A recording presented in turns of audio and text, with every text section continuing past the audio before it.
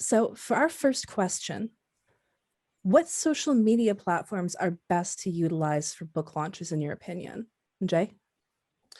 Um, I'll say a few quick things, although I know that Pamela, based off of previous panels we've done together, will have lots of really amazing tips for this. I can only talk for what I know, which is speculative fiction, because I'm a science fiction humor author. Twitter has been an excellent tool for me, both in terms of promotion and in terms of community building. That being said, and this is something that I wasn't necessarily as aware of again until previous panel that we did with Pamela, there's a lot of specialization with different social media platforms. I will maybe just add Discord actually is more and more of a useful platform and basically social media interaction as well that I've found, particularly through gaming communities and so on, obviously, because that's what it's for. But in terms of rating as well, and conventions and fan interaction, that's been really useful. Yeah, and I was sending Jay a question via the chat function. It's What is the Discord. name of that? Discord No, is not what we'll be Discord. using for the Not convention. Discord. Okay. There's another platform that's specifically for gaming. And gamers go live and they talk and you can watch them play their game. Twitch, obviously. Yeah, definitely. Yeah, so yeah, exactly. I'm That's terrible. a good one. How did I not remember Twitch? I've been hearing more and more science fiction authors and horror authors and pop culture authors going onto Twitch. I'm a little afraid of it, but that's okay. I think we talked about just a little bit before we started this conversation, trying new things is scary. So Twitch is scary. Discord I've not used. I'll use it for the first time when these panels go live. But that being said, and I do apologize to everyone watching this because I feel like I've gotten a little reiterative between panels. So what do you write? Who's your audience? So you should launch where your audience is. If you're writing science fiction, yes, I assume Discord and Twitch and Twitter are great. Reddit has a great, our fantasy is fabulous, our science fiction is fabulous, our romance is actually one of the loveliest communities that I've had authors drop in on, and they've been really impressed by the conversation they have there. But once again, Reddit's not for everyone. Twitter is not for everyone. Twitter can be hard. Twitter can be brutal. Twitter disappears. So it's like you can say anything you want. And then, I mean, it's there, but it moves so fast that it's buried. But it does work very well for, let's say a science fiction author or a news author or something like that. Are you trying to reach out to a younger, kind of more female audience? So you want to get on Instagram. I love doing Instagram live events with influencers. So pairing an author and an influencer or an author with another author and doing conversations on Instagram Live. I find that to be really fun and engaging and works. And then you're able to kind of reutilize the video in other places. Facebook is a fabulous place for the romance community. It does skew a little bit older. So if you're looking to congregate where the Gen Xers are, we're mostly on Facebook. We're on Instagram, but for the most part, we've gathered there in our groups and we're very happy. So really, it's just where are you looking to find your peeps and use the best social platform from there. All right. So when you are having your book launch, what sorts of things would you have in your marketing plan? Are there any tools that have been particularly useful for you? And we'll start with Pam. What type of toolkits or what type of things in your toolkit do you need? You need to make sure that you've reached out to people. That people know that you're actually having this event. That's pretty big. You should be sharing images, getting them out there across platforms. If you are using a bookstore as a partner, you should make sure that they've been promoting it and they have books. That's always important. So, if you're working with a house, make sure the publicist has ensured that your books are going to be in store. But not everything necessarily is a bookstore event, right? I'm gonna pop it to Jay and think on it a little bit more. I might come back to it because I'm interested to hear his perspective as opposed to what we do from the in-house side. Yeah, and I think that's exactly it. It's there's a big difference, and it's hard to generalize. But there's a huge difference between the tools and the work that a self-published author will put in to to use, and tools that we use for their to make their launch a success, as opposed to an author who's traditionally published, whether that's with um, a publisher, big, big five, big six, whatever, has huge in-house publishing and publicist department, or a smaller press.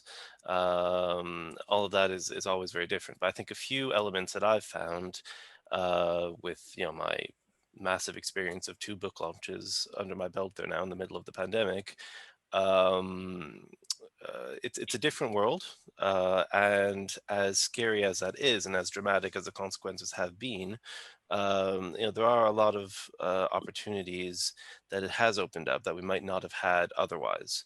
Particularly for people who, for geographical reasons, economic reasons, disability reasons, might not be able to physically go to conventions, physically go on book tours. It's a different world, but there are opportunities to grab and to use if you're able to do so again, perhaps more easily than it would have been otherwise. So, for my example, I was able, through initial experiences, just like Right Hive, for instance, as very early virtual conventions after lockdown hit around the world a year ago now. I was able to then, use that experience to speak at some, both these conventions and lots of other big conventions, ones like in science fiction and fantasy, some of the big ones like Worldcon, which was in New Zealand last year. And I was never going to be traveling to New Zealand to go there as much as I would love to. At the Nebula convention, which is obviously run by SIFWA, which I'm a part of, and other conventions like the World Fantasy Convention. And these are all tools which are great to do. You can hold book launch events, over Zoom at these. In fact, I even did one at Worldcon where it was to launch my audiobook of the first book, and I had the narrator as well come and join the event, and we had quite a few people, and we played games and talked all about also the audiobook side of things, and it was just a great time. And it was my chance to speak with him one-on-one as well, because all that was handled through an audiobook publishing house, and I'd never actually spoken with him before, so that was cool. Lots of tools, lots of opportunities out there, to do events with bookstores. There are lots of bookstores that have started doing these virtual events.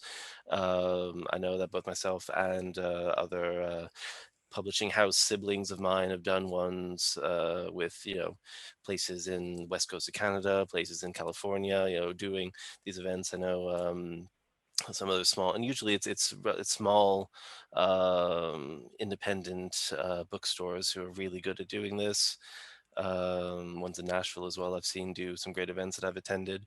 And so, there's a lot of opportunities out there to use. And I think, and I'll just end a bit of a ramble with this, that those opportunities aren't necessarily going to go away with hopefully the end of the current situation on a global level, simply because people have seen that it works and that it opens up opportunities to bring people in that would not be able to come in. So there will always be, even for all these big conventions and for these bookstore events, there will always be this new virtual side of things, I think, that is here to stay.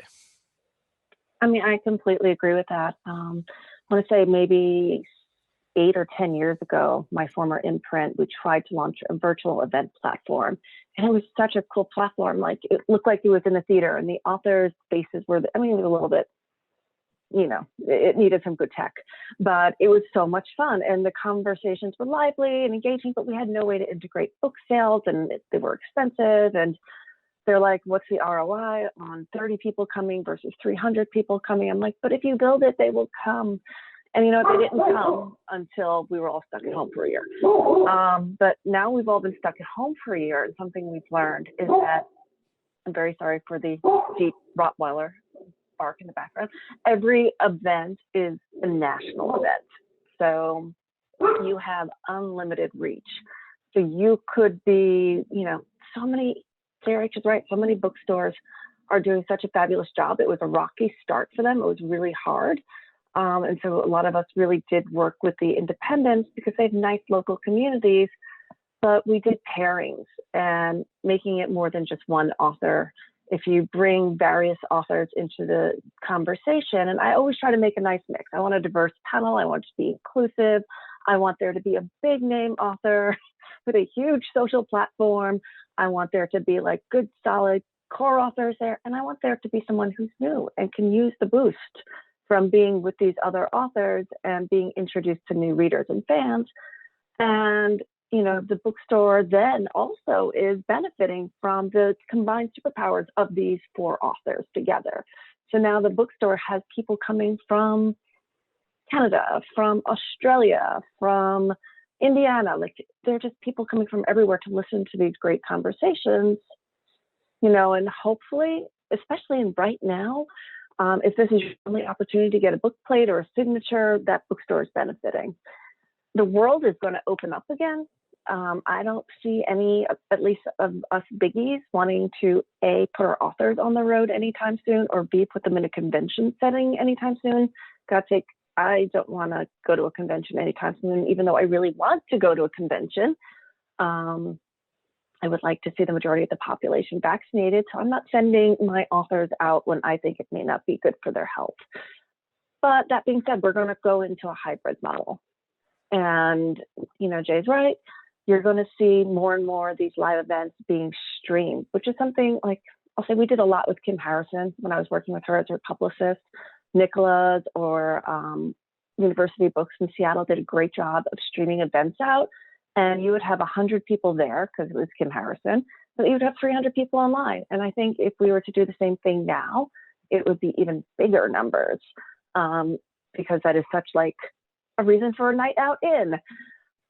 But yeah, I think we've entered a brave new world of events. And you just, looping back to the beginning of this, like marketing it, you just need to be able to get the word out there and make sure people are coming to your event. There's nothing worse than being at a bookstore and 2 people show up to your event and you're very sad. You'll talk to them, you'll have a great time with those 2 people. The same thing can happen online. So make sure you're spreading the word about no matter what it is you're doing, that you're doing. The one time I got to do a physical event, which was literally 2 weeks before everything just shut down, um, I had a basket full of Lindt chocolate balls that I was able to use to draw people in in this bookstore. But unfortunately, you can't do that over Zoom so much. Or if you are trying to publicly advertise your Zoom, you're going to get other issues, which I also encountered a few times. That's something else. So yeah, it's a new world, and Pam is absolutely correct. The opportunities are there, but obviously it does take some work to get the word out there as well, and to try and use those opportunities that can come. And that's also applicable. Obviously we're talking more from a traditionally published point of view, but I think it's 100% applicable for self-published as well. Those there are places, the forums, you can fill them out 100% as self-published for these events with different indie bookstores. They'll be more than happy to work with you. So just you have to get out there, and and that again will be something that even if when this airs after the recording, hopefully already things will be quite a bit different than they are now, towards the end of March. But even then, this is still the new world that we are operating in as authors. Yeah, and take it in tiers. You're going to do your big events. You're doing your bookstore event, but remember also to do your conversational events on social media. So you might be out there on the web, but remember to bring it in again and make for an intimate engagement somewhere within your social sphere with someone who's of a like audience or an aspirational audience to you. And it just layers. Make sure your campaign's like an onion. Got to be layered. Absolutely. Well, then this may be less applicable to some, but how much money can you expect to spend on a successful book launch, and where would that money best be spent in your opinion? Oh dear Well, Lord, sorry, I'm a Jay. publicist in a publishing house. That's a hard question. I We're know not this, allowed to this spend may money. be a difficult Okay. one to answer. All right, Jay, this is all you. I'll This is follow, me, is but it? Okay, I'm this not is me. allowed to spend money. Like my That's budgets it. are minimal with maximum output.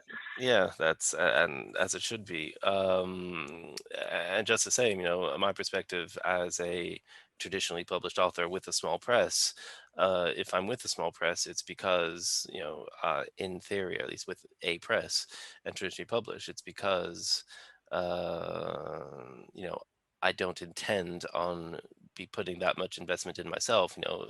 The cardinal rule does remain, money flows to the author, not away from the author. That being said, obviously there are things that, uh, even just the time that I'm putting in and things is in a way an investment, obviously, and I'm doing a lot of it. Uh, and that's obviously, not time I'm putting into my lawyer work, but um, yes, some, there will always be some, if only it's, conventions. I think that's one of the biggest, the highest return on investment you're ever going to get is your convention pass. Whether it's for, some of the big ones I quoted again.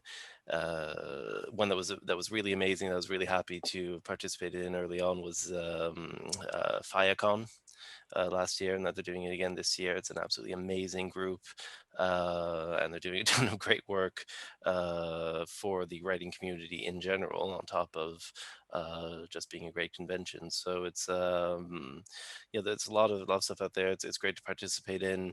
Other than that, I mean, yes, we got onto BookBub. That was through my publisher. That was all, yes, we got onto, different platforms, obviously reviews. It's something that, submitting for reviews should not cost you anything. And that's something, again, that Nope. you should be doing. And, there's no reason not to put the work in to push that 100%. That can make all the difference in the world, honestly. Some of the biggest impacts that we've had have been because of really good trade reviews. And that doesn't cost a cent. So honestly, if I had to say an answer, how much do you have to put in? 0 is the number that you have to put in. You can put in more, and if you do so, obviously the main consideration is your return on investment. And yes, that's probably much more of a consideration for self-published. It's also a consideration for me. I mean, I've publisher siblings who have put in some money for book tours, have put in some money for video book trailers, stuff like that, which is, it's all great, and I think it's worked out well for them, and more power to them. I haven't, and I haven't felt like it's been a particular lack, at least for the sort of more complete and successful of my 2 book launches. When we get later on, I'll talk about some of the worst experiences I've had otherwise with my second one, my ongoing one, but that has nothing to do with not putting money in. That has to do with other issues. Interesting. My background, the past 17 years, I was a publicity director at a big house. Now I moved over and I'm at a mid-sized house, and I'm publicity and marketing. So I'm still not used to spending money. It's really strange. So when I had an author on tour as a publicist, my job was to, like Jay said, get the book in, I read it, I get it to the trade, I start pitching long lead press. I'm reaching out, trying to get reviews, get op-eds, get, inclusion and features and roundups and all these things. And then another thing that I'm doing is events. So if you're doing an event with a bookstore, specifically with a bookstore, your house will give them what's called co-op. And co-op is, when the publicist certifies that they booked this event, the house will then give the store, let's say $200. The store will use that $200 to promote your event or that author's event. So that could be radio advertising a local market, which I'm sure is not happening as much. In the old days, that probably was like a small newspaper ad. Sure, that's not happening that much. Now you know that they're using it for great banner ads that are going to go all over their website. You know that they're using it for social advertising. They're really trying to put that co-op out. And they also may use some of that co-op actually to turn your book launch party into a little bit more convivial. So they might be bringing in some wine and beer, or they might be serving cookies. So, that's all cost. Jay is absolutely right that for a publicist, my biggest single expense typically was an author tour. Author tours are way expensive.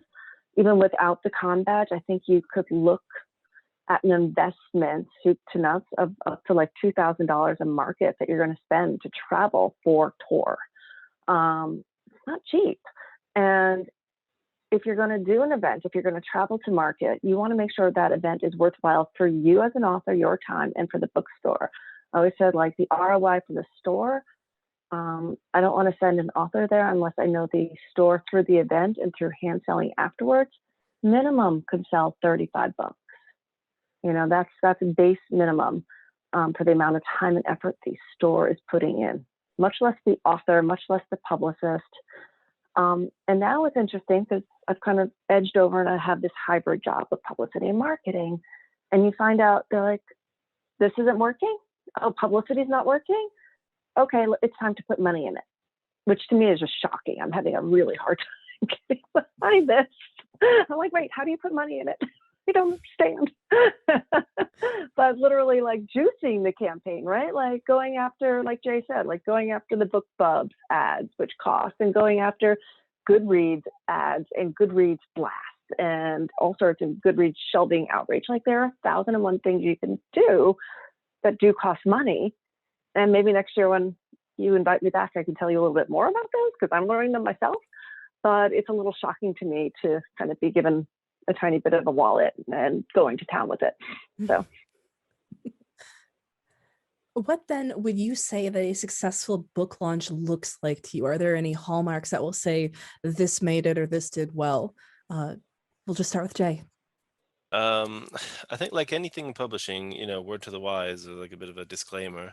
I'm a lawyer. We love those.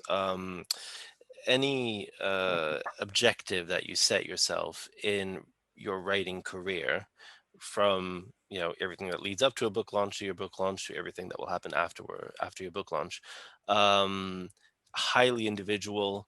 And at the end of the day, there's no such thing as an actual end goal in publishing. It doesn't exist. So measures of success will be different for every single book launch. All I can do is talk from my own experience. My debut book, Always Greener, when that came out, roughly about this time last year, my objectives were, yes, if we can get some good reviews. Obviously, we were on NetGalley, which is a really good tool that we didn't mention actually before. And it had quite a lot of interest in NetGalley and quite a few reviews through that already. So that's like pre-launch. That's what happens obviously before you get to your actual launch date. And after that, I was thinking, well, we'll see, if I can get any kind of sales going, we'll see if Amazon rankings, I suppose, and just reviews, and see how that goes. And yeah, that worked out. We hit number one rankings in Canada in a couple of categories, particularly humor, which I was particularly happy with. Really good rankings, internationally, in the UK as well, and in the States too. So, if the objective was to get that orange banner, then tick, I got the orange banner.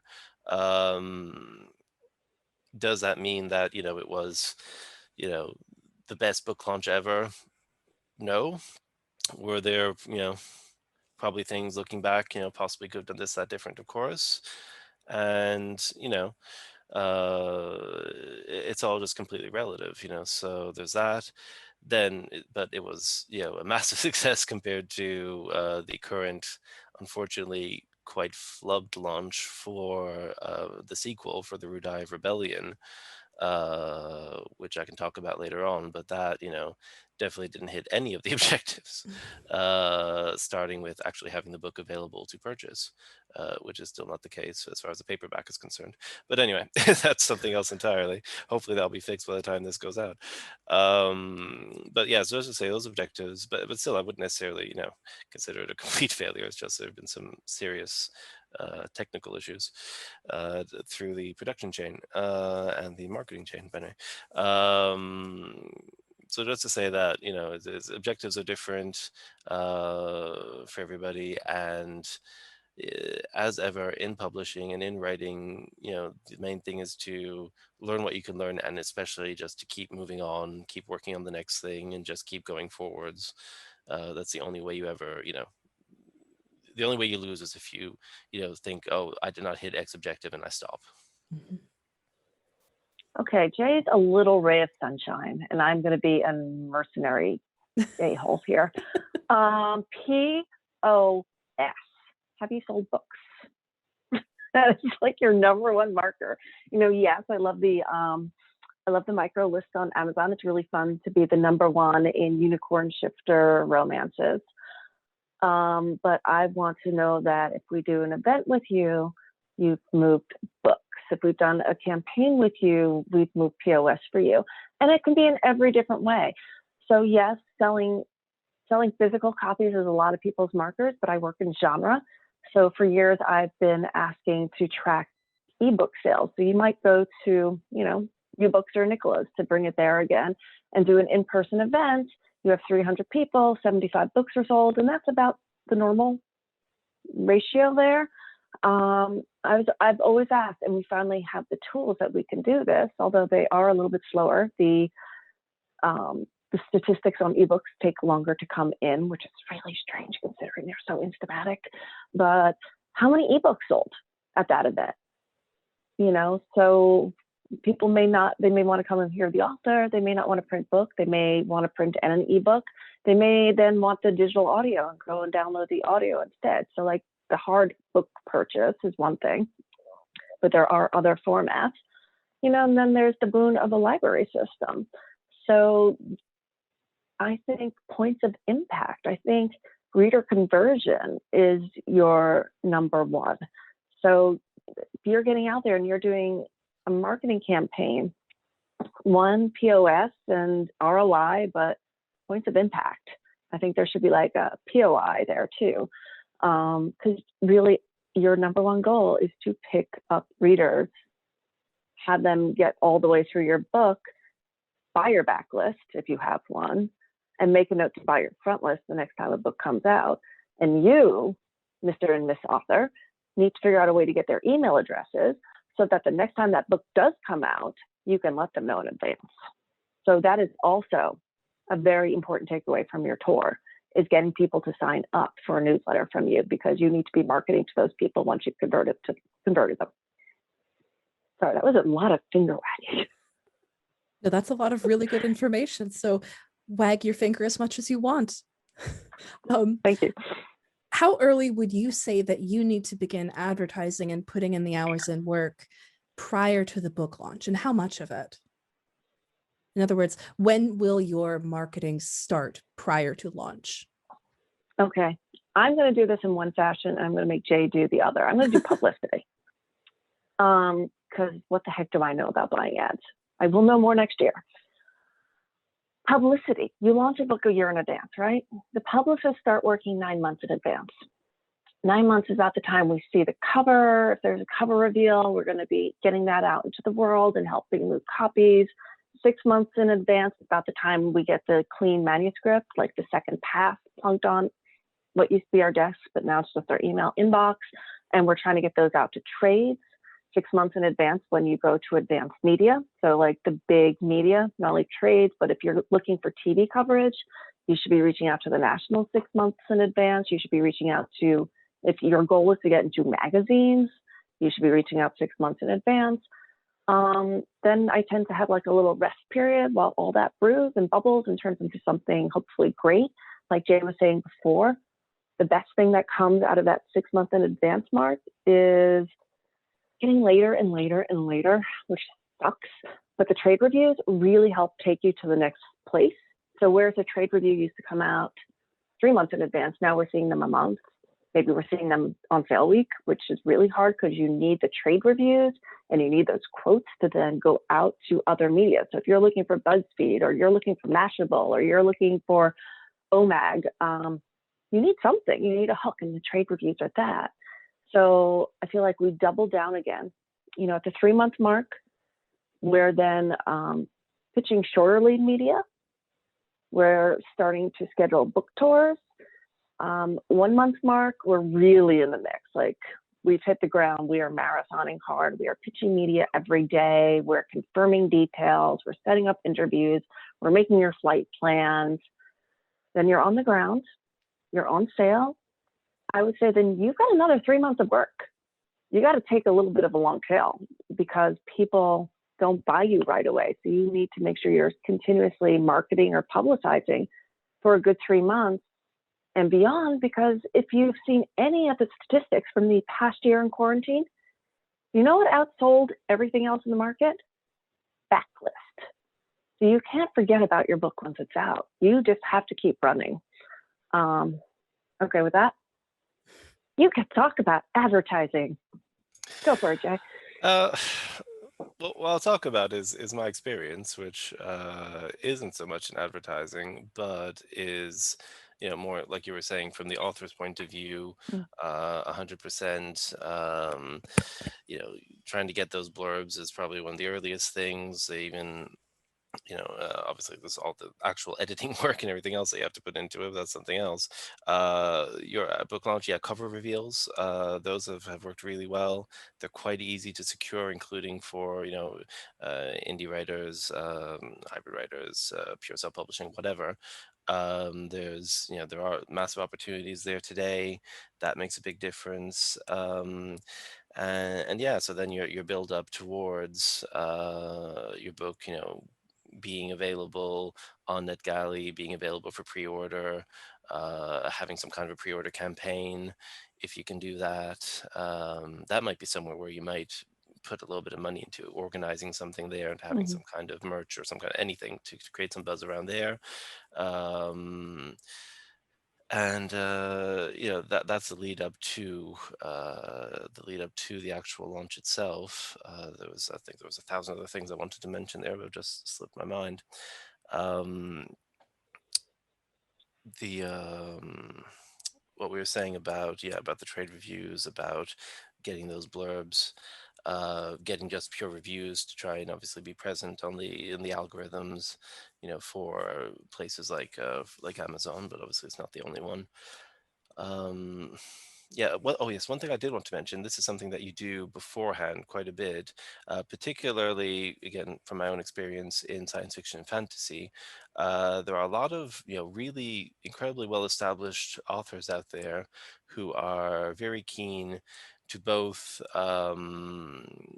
pay it forwards for help that they've received along their own career path, but also uh, have content for their own blogs and for their own community and so on. So they have the possibility and this is something you have to organize months in advance, obviously, of your publication date, but to have articles published on their blogs. So I was able to do some with John Scalzi. I was able to do twice now with John Scalzi, with Mary Robnick Kowal, current president of SIFWA. Chuck Wendig does a great one as well, and there are others who will, at the very least, submit it to them. There are procedures, just like for querying anybody. They have these procedures on their website, submission guidelines. You do that well in advance, but that also has been some of the most powerful tools in terms of seeing a direct sales impact and getting the word out and getting awareness in general down the line. That's been a very powerful tool that I've found. Again, for those that I know, specific to science fiction fantasy, but I'm sure the same thing must exist in other genre and in nonfiction and in whatever you might be writing. That's definitely one really powerful thing you can do in the run up. All right. Now, this is something that you did get into a little before, Jay, but we'll go back to it more specifically. What would you say were your most memorable book launches? Or if you have an example of one. Um, Um, hmm. uh, well, it's funny because I have the two books out currently, but then, because, trying to, you know, put as much work in as possible, you have the original for Always Greener, for my debut, the original paperback ebook launch, and then again for the audiobook launch, and then for the Rude Eye Rebellion, the sequel that was actually split out between a kind of unofficial ebook special edition hardcover soft launch back in September, and then the real paperback launch, and timed with the audiobook launch, supposed to be nowish. And I say supposed to be because it's been completely messed up. But anyway, um, that so memorable can go both ways, I guess. But yeah, some amazing, the one opportunity to do a physical, which was in Halifax, Nova Scotia, in the local Indigo chapters, which is the equivalent of Barnes and Noble for Canada. To be there and to do the hand selling, and I think I did sell about 40 copies, and just super happy of how that went. A fair amount of those were from the family, but whatever, it's still a book sale. And so there's that, and then to get the books, actually in the store as well, because doing that with them also then gain the visibility, so that when the distributor did go to chapters, they had some sales on record already from the book launch, and that helped me get the books on the shelves across Canada for sure. Um, Certainly didn't harm the deal at all. So there's that. And then in the virtual world, I think that specifically that the one that I mentioned, as you said, for the audiobook launch at Worldcon last summer. That was really cool, particularly because Matthew Lloyd Davies, who's the narrator, was there, and we just had a great just had a great time, and loads of interesting discussion and discovering both sides of that as well. We kind of did like cross interviewing, interviewing each other. It was pretty cool. You can have fun with it and fun with the format, and play some games as well. I did other kind of events that weren't necessarily launched, but they were at these conventions, and just sort of doing cafe clatches or doing fan events like that around the book launches, even though it wasn't exactly a launch per se. And doing games, uh, doing surrealist parlor games like Cadavre Ski and that sort of thing. There's a lot of great stuff you can do just to have fun, and play into the fact that you've got people who love words and who love books, and Okay, Casey, don't make me pick from my babies. So that's all I got. But I will kind of hang my hat on something Jay just said. Make it fun. There is, sorry guys, nothing worse than going to an event and sitting there and listening to the author read for 20 minutes. I don't let my authors do that. Period. I'm like, you can read like 5 minutes top if you're going to read it all. I would rather you talk about the story versus read the story. Talk about the story. Talk about what sets it apart. Talk about what inspired you to write it. Talk about your writing process. Talk about something crazy that happened with your beta reader that shaped the story. Talk about the fan feedback that was like the spark of where this all came from. And that's even happened. Let's say Vivian Loray, in her last book that I worked on with her, she was inspired. She was really worried about this like Tarzan and Regency England hook that she had envisioned in her head. And she went to a convention and she's like, I don't know if I can write this. I don't know if anyone's going to want to read this. And people went nuts. They're like, oh my God, that sounds awesome. You have to write that. It sounds great.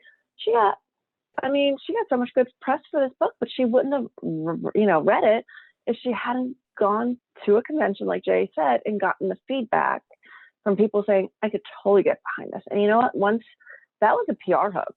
Mm-hmm. So, you go to the people who are behind it and you're like, because of you, this book is dedicated to you because your support made it possible. Then all of a sudden you got a little army of people who are emotionally tied to this book because they were part of the process. And they're going to champion you, and they're going to champion this book, and they're going to buy it, and they're going to read it, and they're going to put up Amazon reviews. They're going to tell their best friend that they have to read this book. They're going to be like, it's bawdy, it's funny, I've never read anything like this. Don't be boring. Like, every event should be different. Like, share some of yourself. Like, she shared an insecurity in that event, and then it became a giant brainstorming. Like, that's kind of cool, We talked about panel events before. I think in one of the things that Jay and I have done during Right Hive, I talked about one of the most fun events I've done this year, and that was a karaoke lip sync night on Zoom.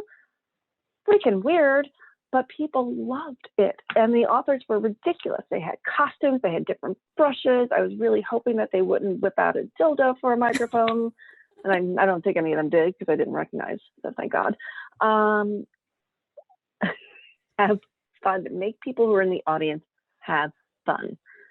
Don't ever be boring at a book event. You know, don't be that guy who's wearing a tweed jacket with patches and just reads. Like, engage your audience, you know, and make sure you're engaged too. And I've got my top hat, cheesy birthday top hat with candles on it, Oh no. because it's a book birthday. So obviously, you need to celebrate. Oh my God, that brings back a memory. Susan Elizabeth Phillips, I've worked with. I've been so lucky to work with her for like 10, 12 years before I changed jobs. And one of her books took place in Maine. And she gives away things in the audience, and she couldn't figure out what to give them. So she was giving away like lobster lollipops and stuff.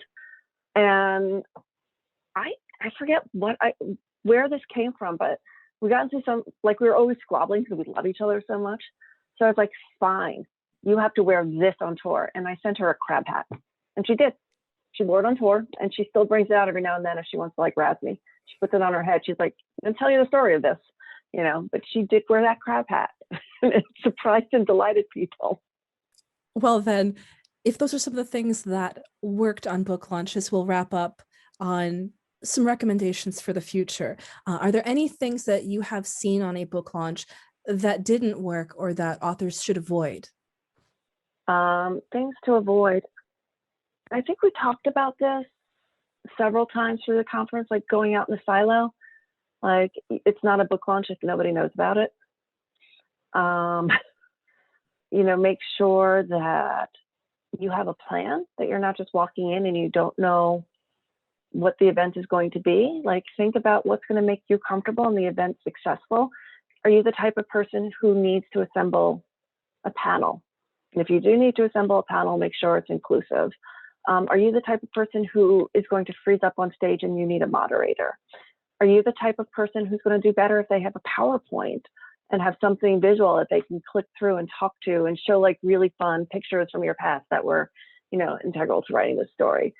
Go in with a plan. Don't wing it. Don't be like me. Like, make sure that you know what you're doing when you walk in that room so you make the best possible impression. Yeah, definitely words to live by. All I can add is, even though there are lots of things, like Pamela just said, that that you can and should try to be on top of and to be controlling as much as possible, there will also be many, many factors that you cannot control, that don't depend on you.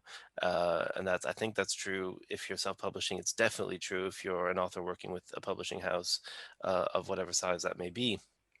And not to let, insofar as possible, things that you can control and that do go wrong and that will inevitably go wrong, again, just don't let that stop you.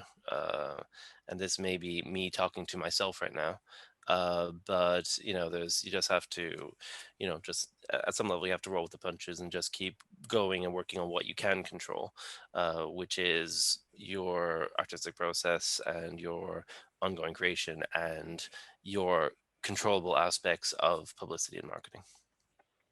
All right. Well, then, thank Jay, you. we need a road show. We could go out and do this. I think we're here, we're doing it. So yeah, absolutely. I'm 100% game. Well, that is the last of our questions. So from here, we will open it up to questions from the audience.